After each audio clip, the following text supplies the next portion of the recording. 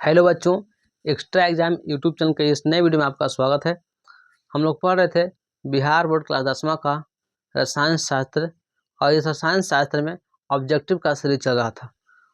और ऑब्जेक्टिव का सीरीज में रसायन शास्त्र का पहला चैप्टर होगा रासायनिक अभिक्रिया एवं समीकरण, और पहला चैप्टर का आज वीडियो पार्ट 2 होगा, यानी दूसरा वीडियो पार्ट होगा। पार्ट 1 में कुछ हमने इंपॉर्टेंट ऑब्जेक्टिव प्रश्न की चर्चा किए थे, और आज भी कुछ इंपॉर्टेंट प्रश्न की चर्चा करने जा रहे हैं जो आपके एग्जाम में बहुत जरूरी होने वाला है, अर्थात यह बहुत बहुत महत्वपूर्ण प्रश्न होगा। तो आइए हम प्रश्न पर चलते हैं सीधे। प्रश्न आज का हमारा है पहला, अर्थात कहीं 11वां प्रश्न कहेंगे, श्वसन किस प्रकार की अभिक्रिया है। श्वसन किस प्रकार की अभिक्रिया है। तो देखिए श्वसन में क्या होता है।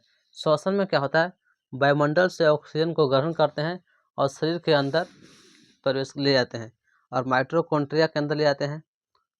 अब इसमें होता क्या है, तो वहाँ पे हमारे पास माइटोकॉन्ड्रिया के पास यानी ग्लूकोज आया हुआ रहता है पहले से, यानी ग्लूकोज पहले से आ जाता है ग्लूकोज, और हमारे पास क्या जाता है यहाँ से ऑक्सीजन जाता है, ऑक्सीजन। तो ग्लूकोज प्लस ऑक्सीजन, यानी ऑक्सीजन ग्लूकोज में ऑक्सीजन का होता है जुड़ता है, बनता क्या है हमारे पास, तो यही बनता है हमारे पास ऊर्जा बनता है, प्लस में ऊष्मा निकलता है, ऊष्मा निकलता है, यानी ऊर्जा ये किस में निकलता है, तो एटीपी के रूप में निकलता है, एटीपी के रूप में यहाँ पे ऊष्मा निकलता है, ऊर्जा और ऊष्मा निकलता है। तो ध्यान दीजिएगा कि इसमें क्या हुआ है, ग्लूकोज प्लस ऑक्सीजन, तो ऑक्सीजन जुटा है, ऑक्सीजन जुटने की क्रिया को हम लोग बोलते हैं उपचयन। क्या बोलते हैं, उपचयन। ऑक्सीजन जुटने की प्रक्रिया क्या बोलते हैं, उपचयन। ऑक्सीजन जुटने की प्रक्रिया उपचयन, या हाइड्रोजन हटने की प्रक्रिया उपचयन कहलाता है। तो यहाँ पे ऑक्सीजन जुटा है, या इसको कह सकते हैं भी ऊष्मा का त्याग हुआ है, ऊष्मा उत्पन्न हुआ है, तो इसको ऊष्मा क्षेपी भी कह सकते थे, ऊष्मा क्षेपी। तो ये बहुत इंपॉर्टेंट प्रश्न आपके लिए हो जाता है।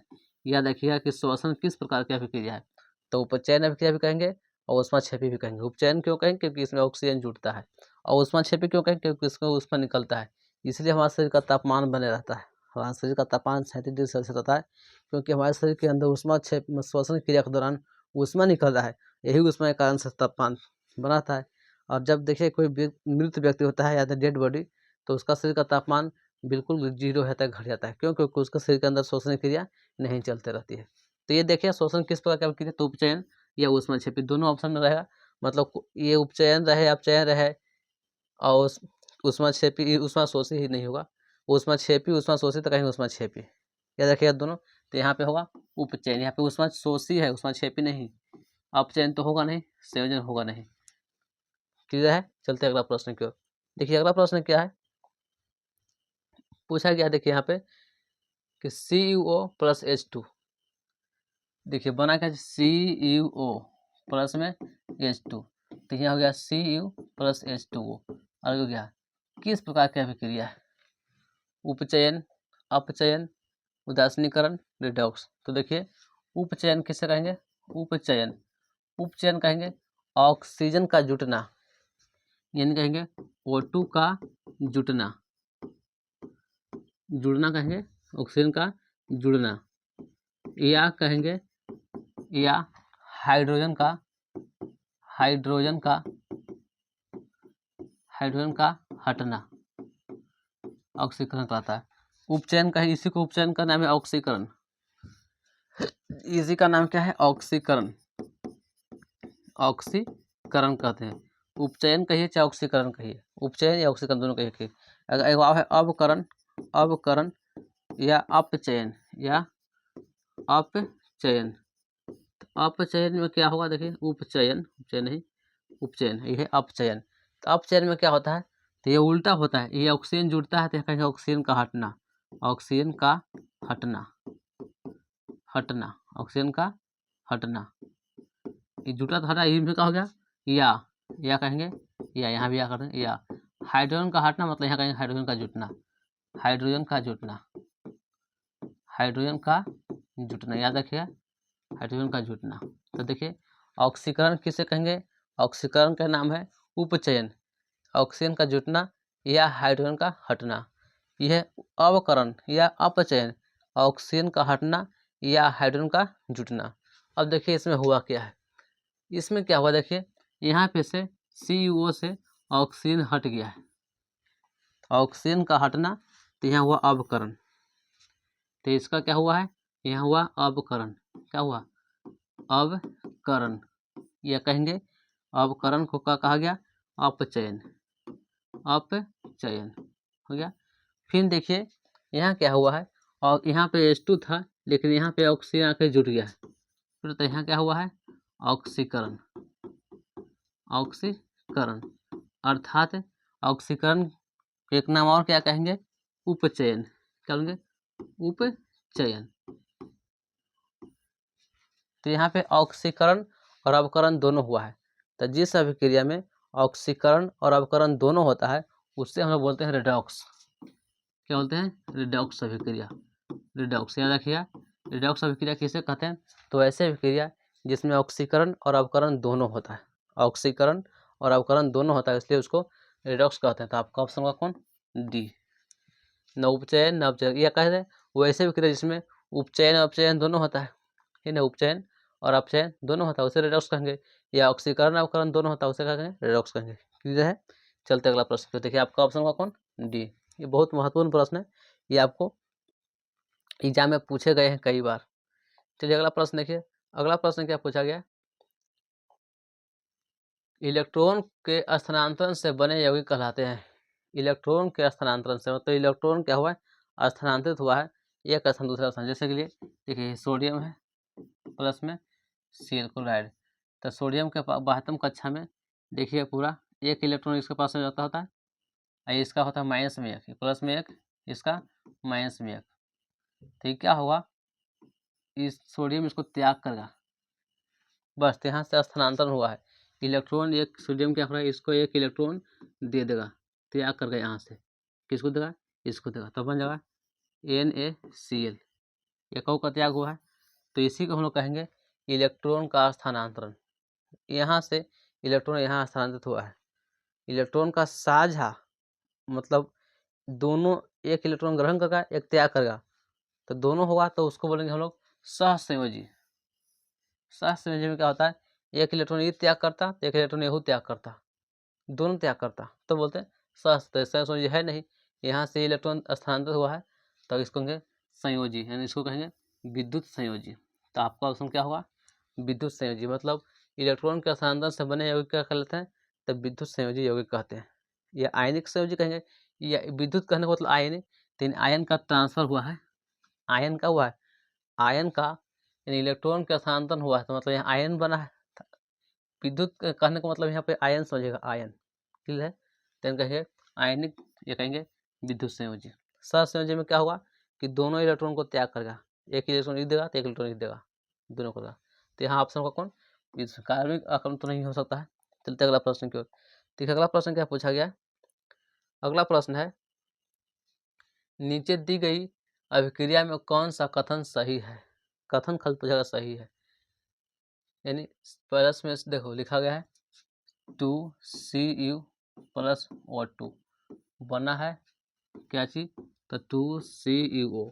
अच्छा, तो इसमें क्या हुआ देखिए, इसमें ऑक्सीजन जुटा है, ऑक्सीजन जुट गया है, तो या तो इसको बोलेंगे संयोजन अभिक्रिया, जुड़ेगा तो कहेंगे संयोजन, ऑक्सीजन जुटा है तो ऑक्सीकरण, ऑक्सीकरण, ऑक्सीकरण, ठीक है, या उपचयन कहेंगे, या उपचयन, उपचयन कहेंगे।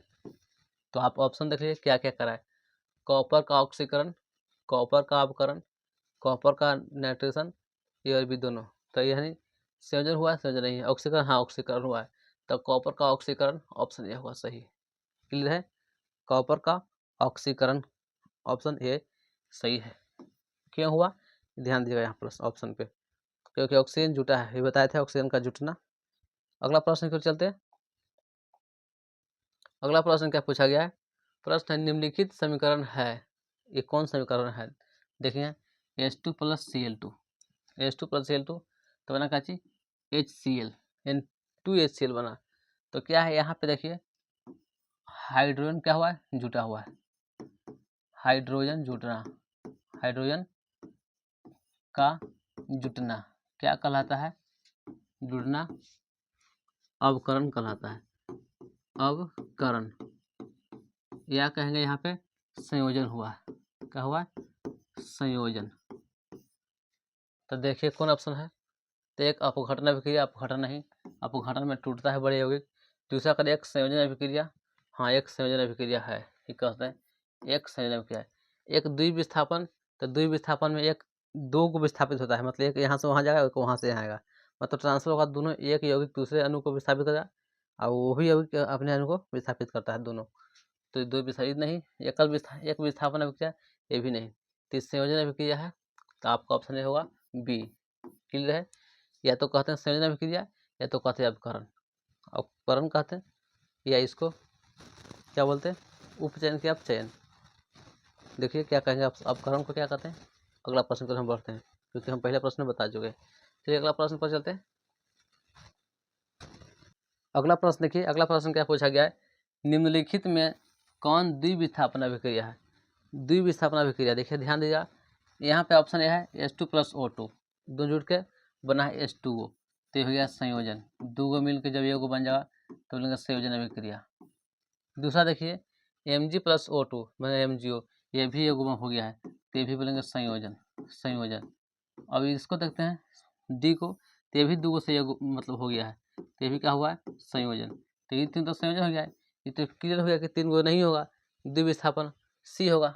अब इसको समझते हैं सी में क्या क्या हुआ से। तो देखिए लिखते हैं इधर बोला AgNO3 + NaCl, यही है इधर LHS में। इसमें क्या होगा ना द्विविस्थापन में कि धातु अधातु को हटाएगा और उधर वाला भी धातु उधर का धातु हटाएगा, ऐसा होता है। तो यहाँ देखिए इसके साथ जब अभिक्रिया किया तो ये सोडियम था, ये Ag से ज़्यादा पावरफुल था, तो ये सोडियम Ag को हटा दिया, इसको अपने साथ जुड़ा दिया, तो बस यह NaNO3, यानी ये इसको हटा दिया, यहाँ से हटा दिया, तो ई क्या किया कहेंगे, ई इसको हटा दिया, ऐसा हो गया, तो बस यहाँ से AgCl। तो देखिए तो यही लिखा AgCl NaNO3, तो यहाँ पे द्विविस्थापन हुआ है, दो को हटा है, दो को विस्थापित हुआ है। क्लियर है? चलते अगला प्रश्न की ओर।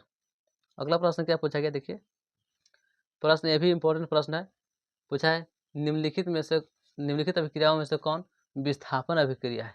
विस्थापन अभिक्रिया करने के मतलब कि एकल विस्थापन होता है, द्वि विस्थापन भी हो सकता है, दोनों हो सकता है, एकल विस्थापन और दो विस्थापन। तो ऑप्शन देखिए CaCO3, तो CaO + O2, तो ये तो चुना पत्थर का अपघटन हुआ है, CaCO3, इसको प्लस में ऊष्मा देते हैं तब अपघटन होता है, तो ये तो है नहीं, इसको अपघटन, अपघटन अभिक्रिया है, ये इसको वियोजन कहेंगे, टूट गया है। दूसरा देखिए CaO + 2HCl, देखिए यहाँ पे पहचानना हुआ CaO + 2HCl, CaO प्लस में 2HCl, तो यहाँ पे क्या हुआ है CaO आई क्या है H हाइड्रोजन, तो हाइड्रोजन का क्या यहाँ पे देखिए CaO + HCl, तो हाइड्रोजन Ca को हटा दिया है, तो बचा है हाइड्रोजन हटा दिया यहाँ से, तो बचा हाइड्रोजन मतलब यहाँ से क्या हो गया, बस इसके साथ आ गया, तो H और बना O, तो हो गया H2O प्लस में CaCl2। यहाँ पे क्या हुआ है कि ये भी विस्थापन हुआ, ये भी क्या हुआ विस्थापन हुआ, इसको ये हटाया, इसको हटाया। दूसरा देखिए Fe + CuSO4, Fe + CuSO4, FeSO4 + Cu, जो कि यहाँ भी विस्थापित हुआ है। Fe क्या किया है, इसके साथ अभिक्रिया किया, तो Fe अभिक्रिया करने के बाद से Fe Cu को हटा दिया है, Cu आगे निकल गया है, Fe Cu को हटा दिया है बस, तो यह भी क्या हुआ है विस्थापन अभिक्रिया हुआ है, एकल विस्थापन, एकल क्या हुआ है विस्थापन। आगे देखते हैं NaOH प्लस क्या है HC, ये 1 है नहीं L है, HCl है, तो यहाँ पे क्या हुआ है देखिए NaOH था HCl, तो बना NaCl, NaCl बन गया, मतलब OH को हटा दिया, यहाँ से OH को हटा दिया, तो ये भी क्या हुआ, हटा है विस्थापन, तो ये भी क्या है द्विविस्थापन, द्विविस्थापन। द्विविस्थापन यानी ये तो हो गया अपघटन, ये भी द्विविस्थापन, ये भी द्विविस्थापन, ये है एकल विस्थापन। तो यानी 3 को 4 ऑप्शन हो गया, ये भी हो गया, ये भी हो गया, ये भी हो गया। और विस्थापन पूछा गया है, कौन निम्नलिखित अभिक्रियाओं में कौन विस्थापन अभिक्रिया है? तो तीनों विस्थापन अभिक्रिया है। यहाँ पे प्रश्न में क्या ऑप्शन जो है कुछ गलत दिख रहे हैं। एकल विस्थापन के द्विविस्थापन, यहाँ पे चेंज करना पड़ा, एकल विस्थापन। कौन एकल विस्थापन है? तो एकल विस्थापन में ऑप्शन हुआ सी, क्योंकि ये भी विस्थापित हुआ है, ये द्विविस्थापित हुआ है, ये भी द्विविस्थापन हुआ है, दोनों में हुआ है, तो बच गया खाली सी। तो ऑप्शन कौन हुआ? सी। क्लियर है? किसके अनुसार? तो एकल सुधारेंगे तब। चलते अगला प्रश्न की ओर। देखिए अगला प्रश्न क्या पूछा गया है। अगला प्रश्न है अवक्षेपण अभिक्रिया। देखिए विस्थापन, एकल विस्थापन और द्विविस्थापन। विस्थापन थोड़ा सा, विस्थापन, ऑक्सीकरण, अवकरण, ये लॉन्ग वीडियो में आपको अच्छा से समझा दिया जाएगा। यहाँ खाली आप क्वेश्चन प्रैक्टिस कर रहे हैं, इसलिए जल्दी में मतलब हो सकता है कि आपको कम समझ आए, लेकिन लॉन्ग वीडियो में आपको अच्छा से समझ आ जाएगा। तो अगला प्रश्न फिर हम बढ़ते हैं। अवक्षेपण अभिक्रिया से किस प्रकार का लवण प्राप्त होता है? अवक्षेपण अभिक्रिया से किस प्रकार का लवण? देखिए अवक्षेपण अभिक्रिया क्या है, तो जब जलीय यौगिक क्या होता है, आपस में अभिक्रिया करता है, तो एक के अविलेय अवक्षेप का निर्माण करता है, वो अघुलनशील होता है, वो अलग हो जाता है। 2 विलयन जब आपस में अभिक्रिया करता है ना, तो उसमें से क्या होता है कि कुछ नए अवक्षेप बनता है जो घुलता नहीं है, अविलेय होता है। तो इसलिए आपका ऑप्शन होगा कौन? अविलेय। अवक्षेपण में अवक्षेप बन जाता है, अवक्षेप बन गया मतलब अविलेय अवक्षेप बनता है, अविलेय होता है मतलब घुलता नहीं है। तो आपका ऑप्शन होगा कौन? बी। चलते अगला प्रश्न की ओर। अगला प्रश्न देखिए, अगला प्रश्न देखिए, प्रश्न क्या है, निम्नलिखित में से कौन एक अपघटन अभिक्रिया का उदाहरण नहीं है? अपघटन, अपघटन क्या होता है? तो एक यौगिक टूटता है 2 या 2 से अधिक यौगिकों में, उसको बोलते हैं अपघटन। क्लियर है? एक होता है विद्युत अपघटन, एक होता है ऊष्मीय अपघटन। तो एक विद्युत से अपघटित होता है, एक ऊष्मा से अपघटित होता है। तो ऊष्मा देंगे तो उसमें अपघटन कहेंगे, लेकिन यहाँ खाली पूछा गया अपघटन पूछा गया, अपघटन। तो देखिए CaCO3 प्लस CaO प्लस ये हो गया है, ये सॉरी यहाँ पे बना है, ऊष्मा देंगे तब होगा प्लस, तो यहाँ पे हुआ अपघटन। ये क्या हुआ है? अपघटन, टूट गया है, अपघटन हुआ है। क्योंकि यहाँ पे भी ये CaCO3 है, चूना पत्थर है, ये अपघटन करी चुना हुआ है और कार्बन डाइऑक्साइड निकला है, क्योंकि इसमें चूना पत्थर को ऊष्मा देते हैं, ऊष्मा देने के बाद से क्या बनता है? काली चूना और कार्बन डाइऑक्साइड बनता है। तो ये अपघटन हुआ है। दूसरा देखिए, इसको ही क्या है? पोटेशियम क्लोरेट है, इसका भी क्या हुआ? अपघटन हुआ है, अपघटन, या इसको वियोजन भी कर सकते हैं, अपघटन हुआ है। दूसरा देखिए, ये H2 और Cl2 यहाँ पे देखिए संयोजन हुआ है, जुड़ गया है, संयोजन। अगला है मानव शरीर में भोजन का पाचन। भोजन का पाचन भी क्या है? संयोजन अभिक्रिया वहाँ पे जुड़ जाता है। अपघटन में क्या हुआ? कौन नहीं है?